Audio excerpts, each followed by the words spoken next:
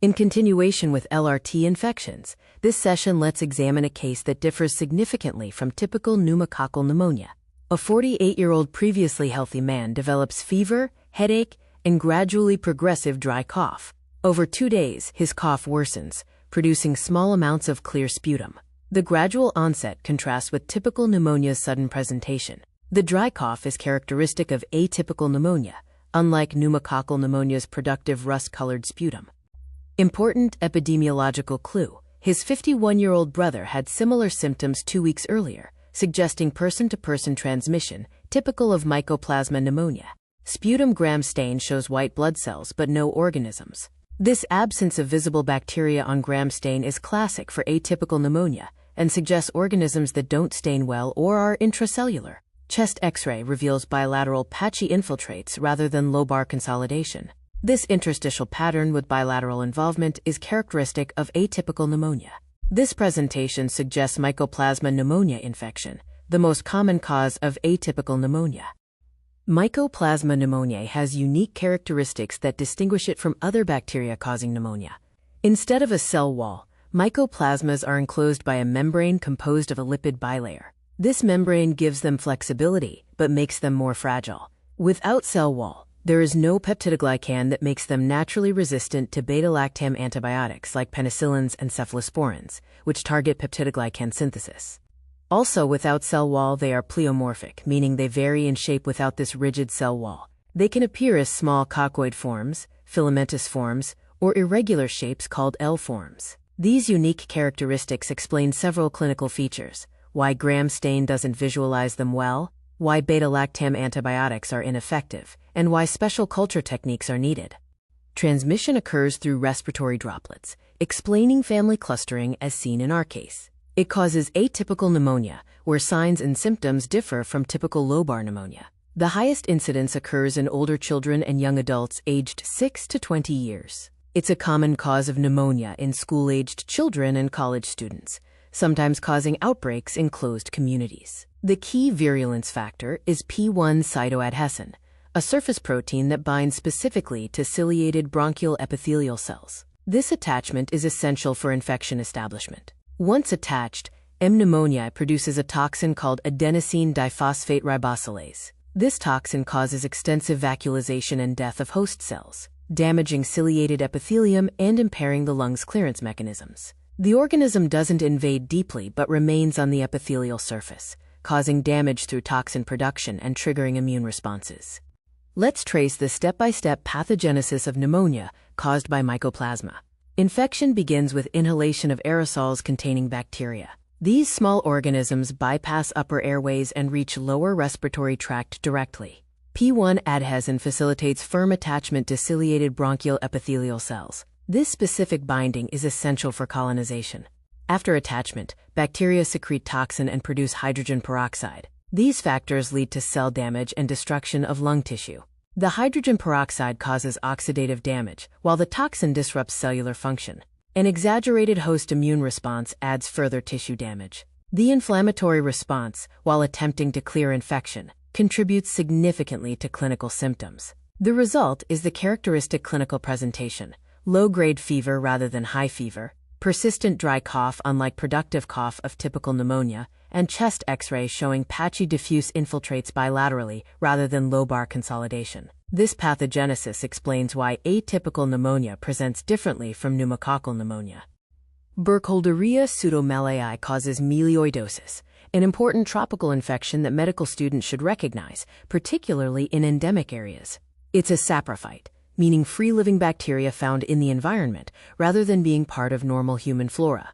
Morphologically, it's a gram-negative coccobacillus and has characteristic safety pin appearance. Melioidosis is a life-threatening infection affecting humans and animals in Southeast Asia and Northern Australia. It's endemic in Thailand, Malaysia, Singapore, and Northern Australia.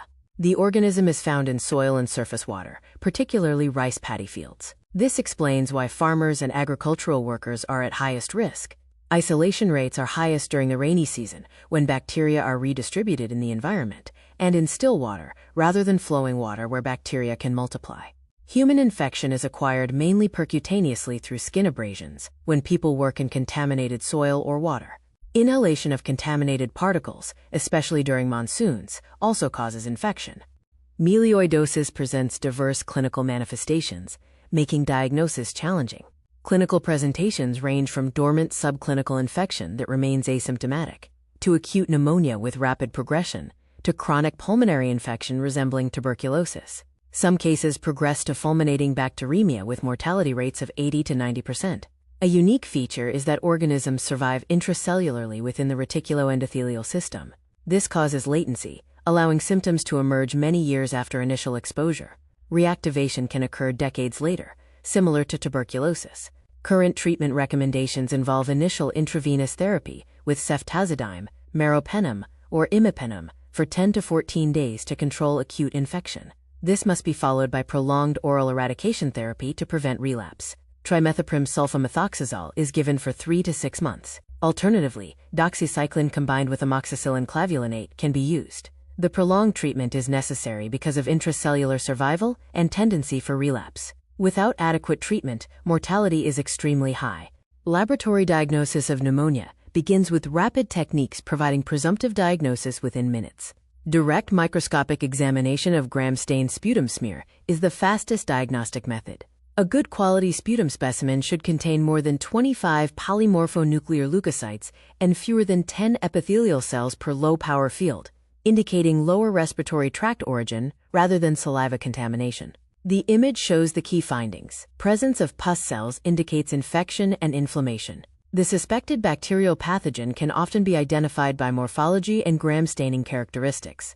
The left image shows gram-positive diplococci, characteristic of Streptococcus pneumoniae. The lancet shape and pairs are distinctive. The right image shows gram-negative coccobacilli, characteristic of Haemophilus influenzae. Their small size and pleomorphic appearance are typical. This simple test provides rapid presumptive diagnosis, allowing empirical antibiotic therapy to begin immediately while awaiting culture results. Proper specimen collection and interpretation are essential skills for clinicians.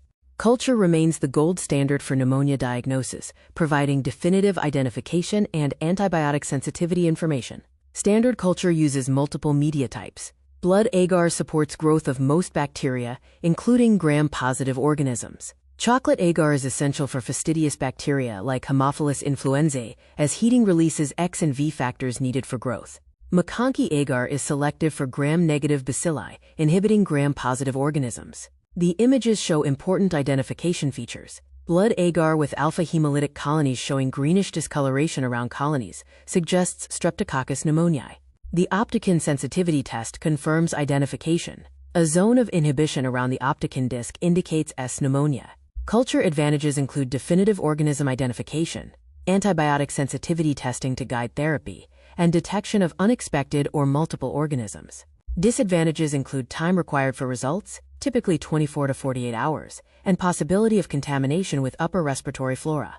Despite these limitations, culture remains essential for optimal patient management. Special identification tests help confirm specific organisms. The satellitism test for Haemophilus influenzae is a classic microbiological technique. The image demonstrates satellitism on blood agar. Haemophilus influenzae is streaked across the plate but shows no growth alone, because blood agar contains X factor but not available V factor. When Staphylococcus aureus is streaked across the plate, it grows and lyses red blood cells, releasing V factor into the surrounding medium. Haemophilus influenzae then grows around Staphylococcus colonies, where V factor is available, creating a satellite pattern of small colonies surrounding the larger Staphylococcus colonies. This test definitively demonstrates the V factor requirement characteristic of Haemophilus influenzae. It's both diagnostic and demonstrates important microbiological principles about bacterial nutritional requirements. Modern laboratories may use commercial identification systems, but understanding classical tests like satellitism remains important for understanding bacterial physiology and for resource-limited settings where automated systems aren't available. Beyond culture, several rapid and serological methods aid pneumonia diagnosis, particularly for organisms difficult to culture. Rapid non-cultural tests include latex agglutination to detect bacterial antigens in sputum or urine. Pneumococcal antigens can be detected this way. The disadvantage is that antibiotic sensitivity testing cannot be performed since no live organisms are cultured. Additionally, false positives can occur from colonization without active infection. Serological diagnosis is particularly important for atypical pneumonia. For Mycoplasma pneumoniae, several tests are available. Complement fixation test detects antibodies but requires paired acute and convalescent sera. IgM detection by latex agglutination or ELISA indicates acute infection. Cold agglutination test is nonspecific but positive in about 50% of cases. The confirmatory test for mycoplasma is PCR, detecting mycoplasmal DNA directly in respiratory specimens. This molecular method is rapid, specific, and doesn't require viable organisms. For typical community-acquired pneumonia, first-line treatment includes beta-lactams effective against Streptococcus pneumoniae and Haemophilus influenzae. Options include amoxicillin clavulinate for beta-lactamase producers, or cephalosporins like cefuroxime. For atypical pneumonia, beta-lactams are ineffective because organisms like mycoplasma lack peptidoglycan. Macrolides, including azithromycin or clarithromycin, are preferred, or tetracyclines like doxycycline. Fluoroquinolones like levofloxacin or moxifloxacin cover both typical and atypical organisms. For healthcare-associated pneumonia, broad-spectrum antibiotics covering resistant gram-negatives are needed. Carbapenems, piperacillin tazobactam, or combination therapy. Severe pneumonia may require combination therapy to ensure adequate coverage while awaiting culture results. Duration typically is 5 to 7 days for uncomplicated cases, longer for severe infections or complicated pneumonia. Clinical improvement and defervescence guide duration. Environmental measures include less crowding and better ventilation, reducing respiratory pathogen transmission in communities and institutions. Immunization is highly effective. Pneumococcal conjugate vaccine, PCV, contains polysaccharide capsular antigens for most common Streptococcus pneumonia types. It's conjugated to protein carriers, making it immunogenic even in young children whose immune systems don't respond well to pure polysaccharides. PCV is recommended for people at risk who cannot deal effectively with capsulated organisms. This includes very young children under 2 years, elderly adults over 65, post-splenectomy patients who lack splenic filtering of bacteria, and individuals with sickle cell disease whose damaged spleens don't function properly. Haemophilus influenzae polysaccharide B, HIB vaccine, prevents invasive H. influenzae type B infections, including pneumonia, meningitis, and epiglottitis. Since routine HIB vaccination began, invasive H. influenzae type B disease has decreased by over 95%. Vaccination represents one of medicine's greatest achievements in reducing infectious disease burden. Understanding pneumococcal vaccine types helps appropriate vaccine selection for different age groups. 2 types exist with different characteristics and indications. Pneumococcal polysaccharide vaccine, PPV, is the 23-valent vaccine containing capsular polysaccharides from 23 different pneumococcal serotypes. These 23 types cause approximately 85 to 90% of invasive pneumococcal disease in adults. It's recommended for children older than 2 years and adults, particularly those over 65, or with risk factors like chronic diseases, immunosuppression, or asplenia. PPV limitations include poor immunogenicity in children under 2 years, whose immune systems don't respond well to polysaccharide antigens, and lack of memory response requiring revaccination every 5 years in high-risk individuals. Pneumococcal conjugate vaccine, PCV13, is the 13-valent conjugated vaccine where polysaccharides are chemically linked to protein carriers. This conjugation induces T-cell-dependent immune responses, creating immunological memory. PCV13 is recommended for infants younger than 2 years. It provides lasting protection and reduces nasopharyngeal colonization, providing herd immunity. Lung abscess represents severe pulmonary infection with tissue destruction.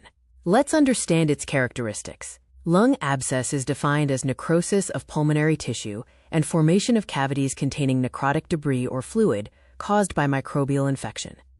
A single large cavity greater than 2 centimeters diameter characterizes typical lung abscess. Formation of multiple small abscesses less than 2 centimeters is occasionally called necrotizing pneumonia or lung gangrene, representing more extensive disease. Aspiration of gastric contents is the most common causative factor.